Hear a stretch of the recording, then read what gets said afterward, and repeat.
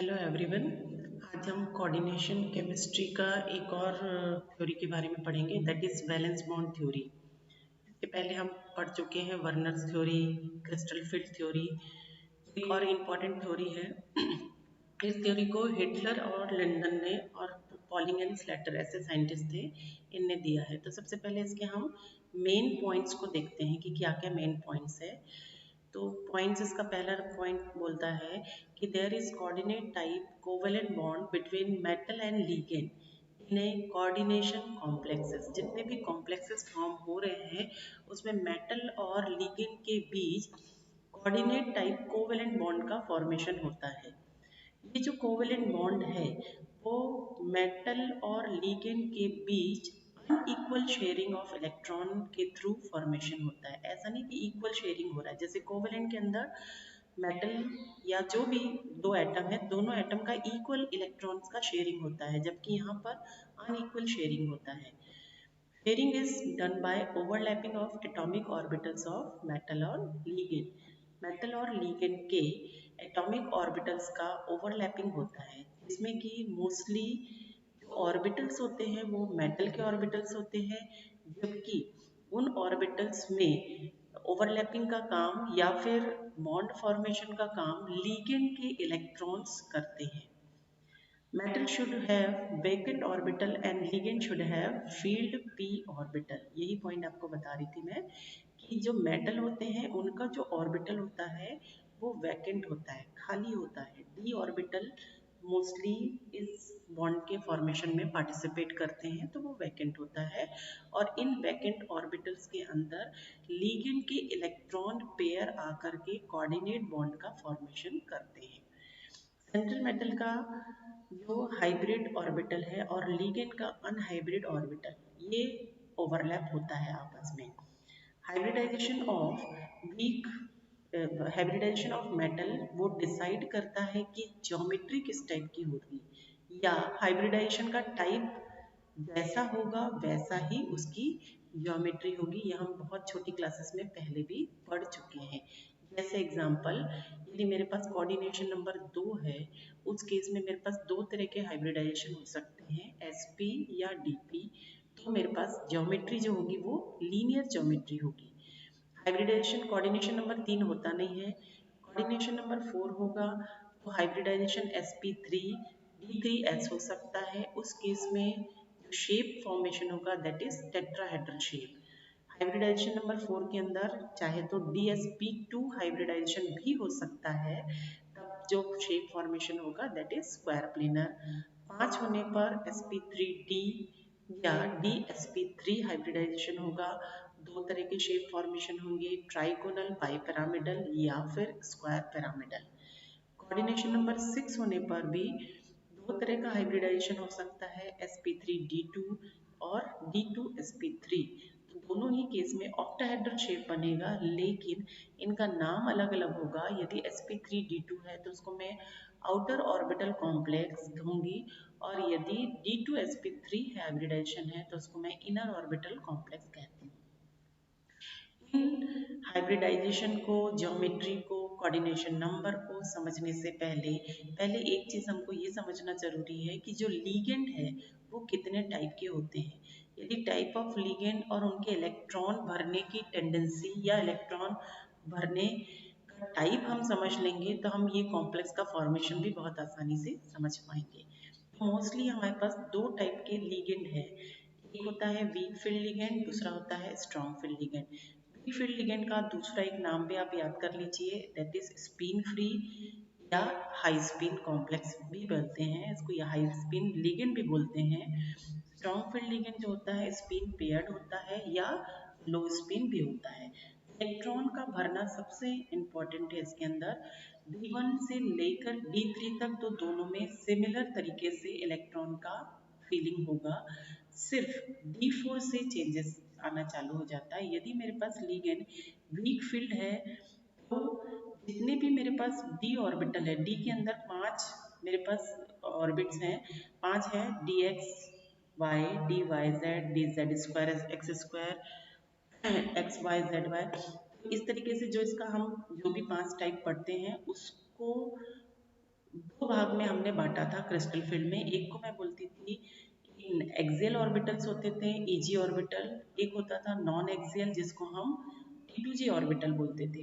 तो ये जो 5 हैं उसके अंदर इलेक्ट्रॉन, यदि मेरे पास लिगेंड वीक फील्ड लिगेंड है तो एक एक इलेक्ट्रॉन, जिस तरीके से आप इसमें देख रहे हैं, एक एक इलेक्ट्रॉन सारे ऑर्बिट्स में आ जाएंगे, है ना, सब ऑर्बिट में आ जाएंगे। और इसके बाद यदि मेरे पास स्ट्रॉन्ग फील्ड लिगेंड है तो पहले T2G ऑर्बिटल में एक एक इलेक्ट्रॉन भर जाएगा और इसी T2G के अंदर पेयरिंग भी हो जाएगा। D4 का केस हम देख रहे हैं। और बाकी का जो EG ऑर्बिटल है, चूंकि उसकी एनर्जी ज़्यादा है, वहाँ पर अभी नहीं जाएगा इलेक्ट्रॉन। सिर्फ आप D4 सिस्टम का यदि ध्यान रखेंगे तो आगे का भी आप बना पाएंगे। ये जो वीबीटी था या वैलेंस बॉन्ड थ्योरी है, इसके लिए बहुत सारे हमको एविडेंसेस प्राप्त हुए हैं। एक्सपेरिमेंटल एविडेंस भी मिला है, प्रैक्टिकल एविडेंस भी मिला है। इनके मैग्नेटिक मोमेंट के थ्रू इनकी जो मैग्नेटिक वैल्यू है उसका कैलकुलेशन हम कर सकते हैं इस फॉर्मूले से, mu is equal to under root of 4s(s+1), या फिर इसको मैं n भी ले सकती हूँ, under root of n(n+2). S जो है टोटल स्पिन को बताता है, n is equal to number of unpaired electrons बता रहा है। जैसे जैसे n मतलब नंबर ऑफ अनपेयर्ड इलेक्ट्रॉन की वैल्यू हम इस फॉर्मूले में पुटअप करते जाएंगे, यहाँ पर म्यू की वैल्यू निकल के आती जाएगी। यहाँ पर कुछ एग्जांपल्स हम देखते हैं जिससे आपको वीबीटी बहुत अच्छे से क्लियर हो जाएगा। जैसे यदि मैं एक कॉम्प्लेक्स लेती हूँ MnPr4 2 नेगेटिव का फॉर्मेशन आप बताइए। तो सबसे पहले कॉम्प्लेक्स बनाने के लिए उसके ऑक्सीडेशन नंबर पर हमको फोकस करना होता है। ऑक्सीडेशन नंबर निकालने के लिए जिसका हमको ऑक्सीडेशन नंबर निकालना है उसको मैं x ले लेती हूँ, x, और जितने नंबर ऑफ लीगेंड है उसको मैं उसमें से माइनस कर देती हूँ। तो इस तरीके से x की वैल्यू निकल जाएगी। मतलब यहाँ पर इस कॉम्प्लेक्स में मैग्नीज का ऑक्सीडेशन नंबर +2 है। इसका मतलब इसका कॉन्फ़िगरेशन क्या हुआ, Mn0 is equal to Mn+2 configuration है यदि, तो उसका कॉन्फ़िगरेशन हो जाएगा 3d5 4s0 4p0 हो जाएगा। अब इसको इलेक्ट्रॉन्स को हमने भर दिया और उसके बाद उसकी म्यू की वैल्यू निकल आई। अब यहाँ पर मेरे पास अनपेयर्ड इलेक्ट्रॉन 5 है। यदि 5 अनपेयर्ड इलेक्ट्रॉन है तो under root of nn+2 value में पुटअप करने पर उसके लिए मैग्नेटिक मोमेंट निकल आ रहा है। अब यहाँ पर मुझे क्या क्या बताना है इस कॉम्प्लेक्स के बारे में, इसका मैग्नेटिक मोमेंट की वैल्यू, इसका हाइब्रिडाइजेशन sp3 टाइप का हुआ, इसका जो शेप हुआ वो टेट्राहेड्रल शेप हुआ। दूसरा एक एग्जांपल लेकर देखिए, जैसे हम आयरन का कॉम्प्लेक्स लेते हैं FeCN6-4 लेते हैं। वहाँ पे भी सेम आपको कोई भी कॉम्प्लेक्स यदि बनाने को आएगा एग्जाम में तो आप सबसे पहले उसका जो सेंट्रल मेटल है उस सेंट्रल मेटल का ऑक्सीडेशन नंबर फाइंड आउट कीजिए। ऑक्सीडेशन नंबर फाइंड आउट करने के बाद उसका इलेक्ट्रॉनिक कॉन्फ़िगरेशन लिखिए। जैसे यहाँ पर x की वैल्यू क्या आ गई, +2 आ गई। अब आयरन मेरे पास कौन से स्टेट में है, यहाँ पर +2 ऑक्सीडेशन स्टेट में है। तो यदि +2 ऑक्सीडेशन स्टेट में पहले इसका ऑक्सीडेशन स्टेट यदि 0 था तो कॉन्फ़िगरेशन था उसका 3d6 4s2। यदि उसका ऑक्सीडेशन नंबर मैंने +2 ले लिया है, उस कंडीशन में आ गया 3d6 4s0 4p0 4d0 आ जा रहा है। अब इसका इलेक्ट्रॉनिक कॉन्फ़िगरेशन हमने लिख दिया और इसका मैं लिगेंड का टाइप देखूंगी। लिगेंड मेरे पास साइनाइड लिगेंड है, मतलब स्ट्रॉन्ग फील्ड लिगेंड है। स्ट्रॉन्ग फील्ड लिगेंड में पेयरिंग हो जाएगा। देखिए यहाँ पर 6 इलेक्ट्रॉन्स थे और 6 इलेक्ट्रॉन पूरे के पूरे पेयर्ड हो गए। यदि 6 इलेक्ट्रॉन पूरे के पूरे पेयर्ड हो गए तो यहाँ d के 2 ऑर्बिटल, एक s और 3 p ऑर्बिटल इसमें हाइब्रिडाइजेशन में पार्टिसिपेट किया है। मतलब इसका हाइब्रिडाइजेशन का टाइप क्या हुआ, D2sp3 हाइब्रिडाइजेशन हो रहा है। अब यहाँ पर एक नोट करने वाला बात यह है कि यदि इसके अंदर d ऑर्बिटल अंदर का यूज हो रहा है, देखिए पहले D2 आ रहा है देन sp3 आ रहा है, तो अंदर का d ऑर्बिटल यूज हो रहा है, तो ऐसे कॉम्प्लेक्स का नाम मैं करती हूँ इनर ऑर्बिटल कॉम्प्लेक्स बोलती हूँ, या इनर ऑर्बिटल ऑक्टाहेड्रल शेप कहलाता है इसका। क्योंकि सारे इलेक्ट्रॉन्स पेयर्ड थे इसलिए इसका मैग्नेटिक जो टेंडेंसी होगा वो डाई मैग्नेटिक टेंडेंसी होगा। ठीक है। अब यहाँ पर यदि मुझे कॉन्फ़िगरेशन को फाइंड आउट करना है, identification of change in configuration या number of change in configuration हो, तो स्ट्रॉन्ग फील्ड है तो मैं पहले भी हमने पढ़ लिया, स्ट्रॉन्ग फील्ड है तो लो स्पिन है, वीक फील्ड है तो हाई स्पिन है, मेटल है तो यदि वो 3D टाइप का है तो क्या होगा, 4D टाइप का है या 5D टाइप का है तो क्या होगा, इसको आप थोड़ा सा नोट कर लेंगे। तो 3D टाइप का है तब उसका ऑक्सीडेशन स्टेट मेटल का कैसा होगा, if oxidation state is less than +3 then ligand should be weak filled. If oxidation state is greater than +3 then ligand should be strong filled. Electronic configuration उसका उसी तरीके से आएगा, आगे और एग्जांपल्स आएगा तो ये चीज़ आपको और अच्छे से क्लियर हो जाएगी। जैसे यहाँ पर मैग्नीज का, यहाँ पर हमने ये वाला एग्जांपल तो पहले भी दिया था, तो यहाँ पर लिगेंड क्या है मेरा, वीक फील्ड है, जितने भी हेलोजेंस है वो वीक फील्ड के कैटेगरी में है। इसके पहले भी हम एक उसका स्पेक्ट्रोकेमिकल सीरीज उसके लिए दे चुके हैं, तो वो वीक फील्ड की कैटेगरी में आ रहे हैं, तो इसमें कोई भी इसके कॉन्फ़िगरेशन में चेंजेस नहीं आएगा। जबकि यहाँ पर आयरन के केस में हम पहले भी देख लिए कि साइनाइड जो है स्ट्रॉन्ग फील्ड में है तो उसका कॉन्फ़िगरेशन चेंज हुआ, पेयरिंग हो गया इसमें। बस इसमें आपको यही ध्यान रखना है कि कहाँ पे जाके पेयरिंग होगा, कहाँ पे जाके पेयरिंग नहीं होगा, आप उसके अकॉर्डिंग इलेक्ट्रॉन्स को भरिए और हाइब्रिडाइजेशन को फाइंड आउट कर लीजिए। ये कुछ एग्जांपल्स हैं। और यदि स्ट्रॉन्ग फील्ड लिगेंड है तो कहाँ पर कॉन्फ़िगरेशन में चेंजेस आता है, इसको बताने के लिए मैंने एक चार्ट आप बनाया हुआ है आपके लिए। जैसे D1, D2, D3 तब तो कोई भी चेंजेस नहीं है। D4 से मैंने आपको पहले भी बताया कि चेंजेस आ रहा है, D4 के अंदर हमको पेयरिंग स्टार्ट हो जाती है। वैसे ही D5 जब आएगा तभी भी पेयरिंग, D6 में देखिए, D7, D8, D8 में दोनों तरीके से आ रहा है, D7 में दो तरीके से है, D8 है, D9 है। तो इस तरीके से जैसे जैसे कॉन्फ़िगरेशन लिगेंड का नेचर चेंज होगा वैसे उसके कॉन्फ़िगरेशन में चेंजेस आएगा। अब इसके बाद आते हैं इसके एप्लीकेशंस में। वैलेंस बॉन्ड थ्योरी की क्या एप्लीकेशन है, सबसे पहला चीज़ तो हम इस वैलेंस बॉन्ड थ्योरी के थ्रू किसी भी कॉम्प्लेक्स का हाइब्रिडाइजेशन फाइंड आउट कर सकते हैं, है ना। उसमें कौन सा संकरण है, मैंने एक लिस्ट आपको वैसे भी दे रखी है, आप उसमें प्रैक्टिस कीजिए, खूब सारे एग्जाम्पल्स को बनाते जाइए तो अपने आप बनता चला जाएगा। उसके बाद जैसा हाइब्रिडाइजेशन आएगा उसके अकॉर्डिंग उसकी ज्योमेट्री को हम फाइंड आउट कर सकते हैं, उसमें नंबर ऑफ अनपेयर्ड इलेक्ट्रॉन्स कितने मौजूद हैं ये हम फाइंड आउट कर सकते हैं, और उस पे मैग्नेटिक मोमेंट को भी हम फाइंड आउट कर सकते हैं। ये मैग्नीज MnBr4 का पहले भी मैंने बताया था, ये और एक मैंने डिटेल एक बार बता दिया है, ये देखिए इसका स्ट्रक्चर भी आपको क्लियर हो जाएगा। ब्रोमाइड जो है वीक फील्ड लिगेंड है, तो टेट्राहेड्रल शेप फॉर्मेशन हो रहा है, और चूंकि इसमें नंबर ऑफ अनपेयर्ड इलेक्ट्रॉन 5 है तो इसलिए हम इसका मैग्नेटिक मोमेंट कैलकुलेट कर सकते हैं। आप उसको S के रूप में लिखिए, mu is equal to SS+2 लिखो, चाहे mu is equal to N+2 लिखो, एक ही बात है, ठीक है। वैसे ही आप निकल के केस में कर सकते हो, मेटल चेंज हो गया लेकिन लिगेंड अभी भी हमारे पास वीक फील्ड लिगेंड है, हाइब्रिडाइजेशन इसमें sp3 हो रहा है, सबका पैटर्न सेम है। आप पहले x की वैल्यू फाइंड आउट कीजिए, कॉन्फ़िगरेशन लिखिए, इसके बाद ये देखिए कि जो लिगेंड है इसके साथ जुड़ा हुआ वो कैसा है, स्ट्रॉन्ग है कि वीक है।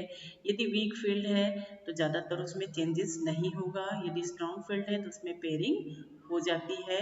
आप उसमें पेयरिंग करा दीजिए, बचे हुए जितने भी इलेक्ट्रॉन्स हैं उसके बाद जितने बचे हुए ऑर्बिटल्स हैं उसमें लिगेंड के इलेक्ट्रॉन पेयर का कोऑर्डिनेट बॉन्ड फॉर्मेशन हो जाता है, और उसके साथ ही हाइब्रिडाइजेशन हो जाएगा।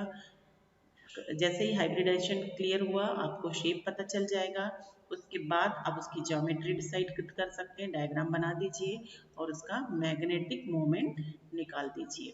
वैसे ही देखो ये सेम केस है, निकिल के साथ ही यदि मैं वीक फील्ड लिगेंड ले रही हूँ उस केस में sp3 हाइब्रिडाइजेशन हो रहा है, निकिल के साथ में ही यदि मैं स्ट्रॉन्ग फील्ड लिगेंड ले रही हूँ तो मेरा हाइब्रिडाइजेशन जो है dsp2 हाइब्रिडाइजेशन हो जा रहा है। क्यों, क्योंकि चेंजेस यहाँ पर आ रहा है, क्यों, स्ट्रॉन्ग फील्ड है, निकिल 3d8 सिस्टम है, +2 ऑक्सीडेशन स्टेट है, तो इसमें क्या हो जा रहा है, पूरा पेयरिंग हो जा रहा है। पेयरिंग हो जाने के बाद हमको वैकेंट स्पेस एक ही बच रहा है, एक d ऑर्बिटल बचा और एक s और 2 p के साथ dsp2 हाइब्रिडाइजेशन का फॉर्मेशन हुआ।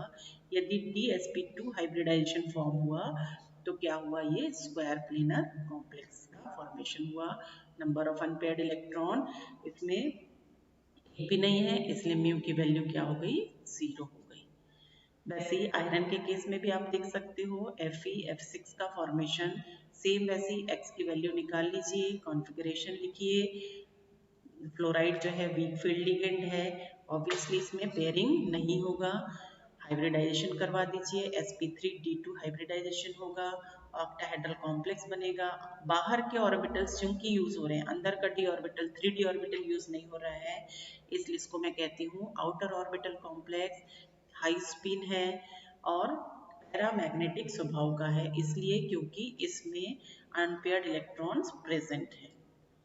वैसे ही इसी आयरन के साथ मैं एक स्ट्रॉन्ग फील्ड ले लूंगी, तो सेम सब चीज सेम होगा, x की वैल्यू भी आई, लेकिन मेरे पास चूंकि लीगेंड स्ट्रॉन्ग लीगेंड था तो पेयरिंग हो जाएगा, और स्ट्रॉन्ग पेयरिंग हो जाने के कारण अंदर के d ऑर्बिटल्स अब खाली हो गए हैं, तो हाइब्रिडाइजेशन का हो जाएगा d2sp3, d2sp3 हाइब्रिडाइजेशन हो जाएगा और इसका नेचर क्या हो जाएगा, डाई मैग्नेटिक स्वभाव का हो जाएगा। वैसे ही आप NiCO4 ले लीजिए, तो कार्बोनिल एक न्यूट्रल लिगेंड होता है जिसमें कोई भी चार्ज नहीं है, तो वहां पर x की वैल्यू मैं निकालूंगी तो x की वैल्यू भी 0 आ जाएगी।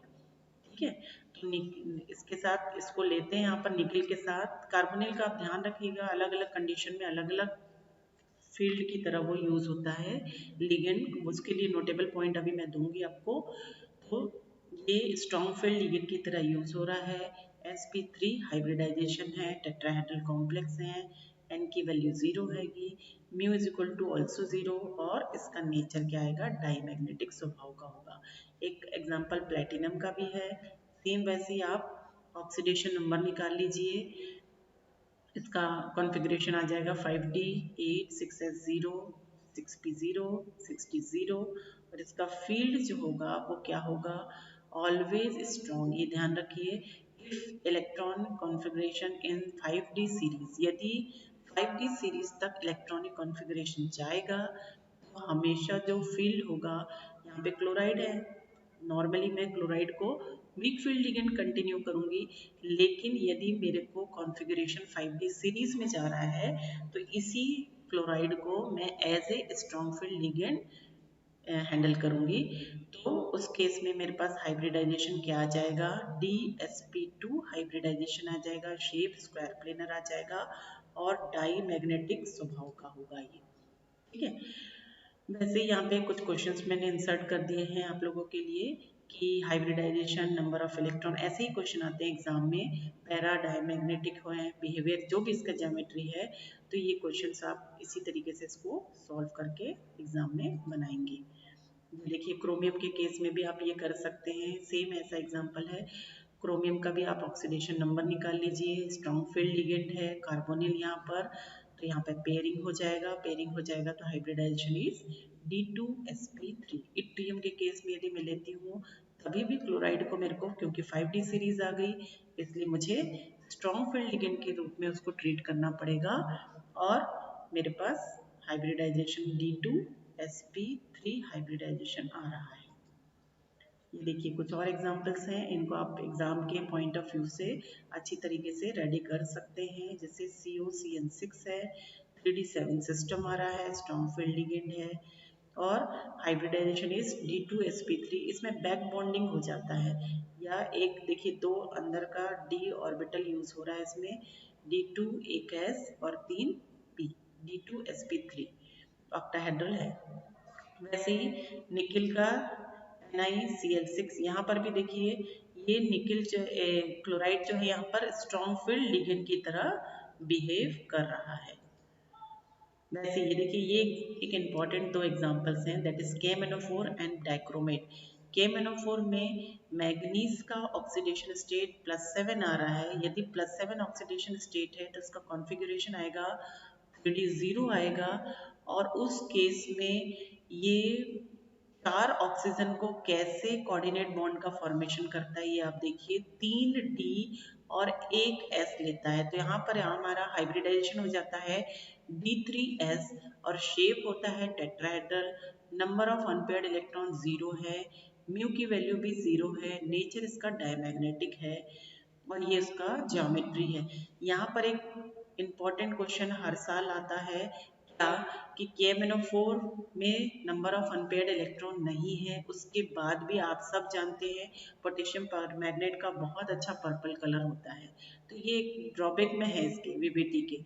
जैसे वैसे ही डाइक्रोमेट है, पोटेशियम डाइक्रोमेट के केस में भी क्रोमियम का ऑक्सीडेशन नंबर यहाँ पर 3D 0 आ रहा है, कोई अनपेयर्ड इलेक्ट्रॉन नहीं है यहाँ पर, इसमें हाइब्रिडाइजेशन दोनों तरीके से हो रहा है D3S, है ना। तो D3S जब हाइब्रिडाइजेशन हो रहा है, उसके बाद भी D3S हाइब्रिडाइजेशन है, नंबर ऑफ अनपेयर्ड नहीं इलेक्ट्रॉन नहीं है, लेकिन उसके बाद भी डाइक्रोमेट का बहुत अच्छा येलो कलर आता है, तो ये VBT के ड्रॉबैक्स में, जबकि हम DD ट्रांजिशन अच्छी तरीके से पढ़ चुके हैं क्या, कि यदि अनपेयर्ड इलेक्ट्रॉन होंगे तो ही वो DD ट्रांजिशन में पार्टिसिपेट करेंगे, और उसके कलर कारण ही किसी भी कंपाउंड का कलर फॉर्मेशन होता है। ये कुछ VBT के स्पेशल केसेस हैं, इनको आपको ध्यान रखना होगा, क्यों, क्योंकि अकॉर्डिंग टू रूल ये काम नहीं करते हैं, वो KMnO4 और डाइक्रोमेट भी स्पेशल केस के अंदर ही आएगा आपका, जैसे FeCO5 है ना, आयरन का कार्बोनिल के साथ यदि लिगेंड बन रहा है, तो उस केस में याद रखना कार्बोनिल यहाँ पर स्ट्रॉन्ग फील्ड की तरह बिहेव करेगा, चूंकि स्ट्रॉन्ग फील्ड की तरह बिहेव करेगा इसलिए DsP3 हाइब्रिडाइजेशन होगा, शेप इसका आएगा ट्राइगोनल बाइपिरामिडल, इस तरीके से shape, n is equal to 0, mu is equal to 0 आएगा, ठीक है। और ये आप ध्यान रखिएगा बस कि क्या क्या एक्सेप्शन केसेस हैं, ये नॉर्मल एज पर रूल ये नहीं चल रहे हैं। जैसे कोबाल्ट का है एमीन के साथ कॉम्प्लेक्स, तो 3D7 सिस्टम आ रहा है, 3D7 सिस्टम में हाइब्रिडाइजेशन आ रहा है sp3d2 हाइब्रिडाइजेशन।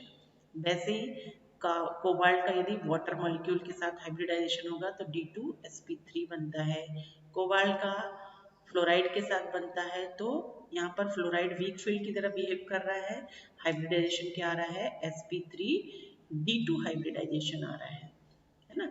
ये भी उसमें कंडीशन लिखा हुआ है कि मेटल 3D में है, ऑक्सीडेशन नंबर इस ये पहले भी मैंने पिछले स्लाइड में आपको बता दिया है, वही ऑक्सीडेशन नंबर यदि इसका लेस देन +3 है तो स्ट्रॉन्ग और वीक लिगेंड दोनों उसके साथ कॉम्प्लेक्स का फॉर्मेशन कर सकते हैं। दीज आर द लिमिटेशंस में मैंने पहले ही आपको दो बता दिया, क्या KMnO4 और डाइक्रोमेट। सबसे पहला कि VBT is unable to give reasonable study about the strong and weak field ligand। Strong और वीक फील्ड लिगेंड का टेंडेंसी को समझाने में कहीं ना कहीं उसने कुछ तो मिस्टेक किया है ना, यही चीज आपको बताया। देखो D0 कलरलेस होता है, D1 से D9 पूरा कलरफुल होगा बोला है, लेकिन फिर भी हम देख लिए KMnO4 मैग्नीज का ऑक्सीडेशन स्टेट हमारे यहाँ पर 0 है, फिर भी वो कलर्ड है। डाइक्रोमेट के केस में भी वो कलर्ड कॉम्प्लेक्स बना रहा है, और डिस्टॉर्शन को भी नहीं समझा पाया वो, क्या कि कैसे इसमें स्प्लिटिंग हो रहा है, इनर और आउटर ऑर्बिटल में sp3 के अंदर टेट्राहेड्रल कॉम्प्लेक्स भी बनता है और स्क्वायर प्लेनर कॉम्प्लेक्स भी बनता है, तो उन दोनों को एक्सप्लेन करने में वो अनेबल रहा है, और रिलेटिव स्टेबिलिटी को भी वो नहीं समझाया। स्टेबिलिटी वाला एक वीडियो मैं आपके साथ शेयर करूंगी, उसमें बताऊंगी व्हाट इज स्टेबिलिटी, तो स्टेबिलिटी को भी वो अच्छी तरीके से समझा नहीं पाया है। और इसके साथ साथ रिएक्शन सबसे इम्पोर्टेंट होती है, रिएक्शन की मैकेनिज्म, किसी भी रिएक्शन का मैकेनिज्म बताना इम्पोर्टेंट होता है। वैलेंस बॉन्ड थ्योरी किसी भी रिएक्शन किस तरीके से परफॉर्म हुआ उसके मैकेनिज्म को एक्सप्लेन नहीं कर पाया है। आप इस वीडियो को अच्छी तरीके से पढ़िए, समझिए, यदि कोई क्वेरी है या कोई डाउट है तो आप मुझसे पूछ सकते हैं, और इसके बाद एक नेक्स्ट वीडियो और मैं आपको कोऑर्डिनेशन रिलेटेड डालूंगी जिसमें स्टेबिलिटी को अच्छी तरीके से समझाऊंगी। Okay, thank you.